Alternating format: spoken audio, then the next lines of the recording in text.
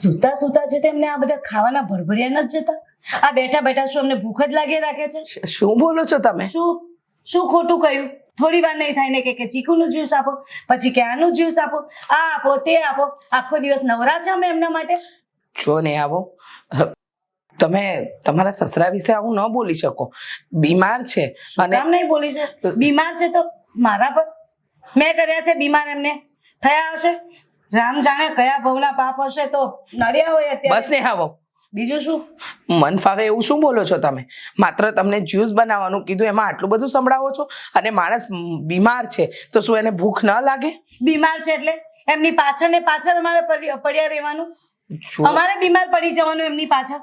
જો મમ્મી, તમે એમની સાથે રહો છો ને બરાબર છે, તમે એમની સાથે ને સાથે પડ્યા રહો, વાંધો નથી, પણ મહેરબાની કરીને અમને બક્ષો. અમને તો એમાંથી ફ્રી રહેવા દો. બધા આખું ઘર એમની પાછળ લાગી જવાનું છે? અરે ગળપણ આવ્યું છે, બીમારી આવી છે, કેમ તમે બીમાર ક્યારેય નહીં પડો? તમારી પાસે એવું કોઈ સર્ટિફિકેટ છે કે તમને બીમારી નહીં આવે, તમને કોઈની જરૂર નહીં પડે? પડશું, અને અમે પડીએ ને તો એ તરત ડોક્ટર પાસે જઈ આવીએ, અને આવી બીમારી અમને ક્યારેય નહીં થાય. આ કંઈક એવું કર્યું હશે કે આવી બીમારી થઈ, કેન્સર થયું. શું બોલો છો તમે? હા, તમારે એમને સાથ આપવાનો હોય, સહકાર આપવાનો હોય કે પપ્પા તમે સાજા થઈ જશો, એની જગ્યાએ તમે એમના વિશે આવું બધું બોલો છો? હજુ તો હું કઈ બોલી જ નથી મમ્મી. અને સાચું કહું, આ પપ્પાને જે કેન્સર થયું છે ને, આ કેન્સરનો સડો આખા ઘરમાં લાગ્યો છે. આખું ઘર કેન્સર વાળું કરી નાખ્યું છે અમને. શું બોલો છો? શું ખોટું કહ્યું? આખા ઘરમાં સડો નાખ્યો છે પપ્પાએ. આખો દિવસ બસ એમની પાછળ દોડો ભાગો, આ કરો પેલું કરો. અરે મને તો એમની પાસે આવતા બીક લાગે છે કે કદાચ મને કંઈક ના થઈ જાય. બસ કરો, એ કોઈ ચેપી રોગ નથી કે તમને લાગી જશે.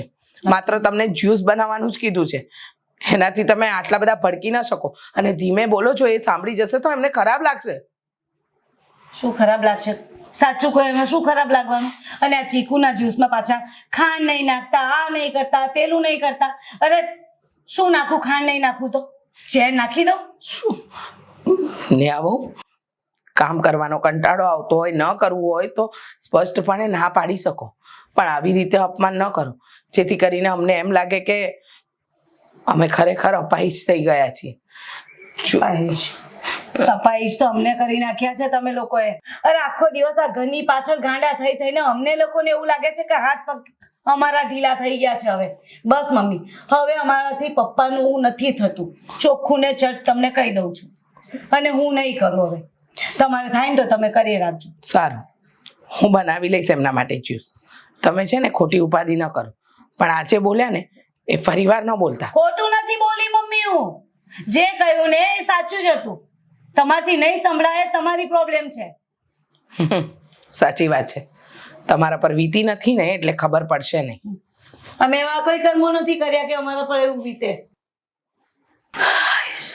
બસ આ લોકોની પાછળ જ આપણે પડ્યા રહેવાનું. ઘરમાં બીજા કોઈ કામકાજ છે કે નહીં?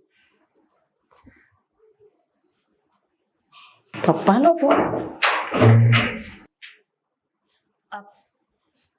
હેલો, હા બોલો ને.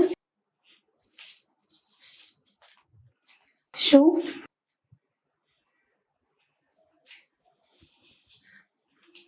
પપ્પાને આઈસીયુમાં? શું થયું પપ્પાને? અચાનક કેમ?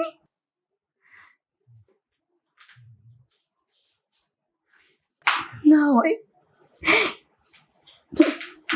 મને વાત કરાવો ને પપ્પા સાથે.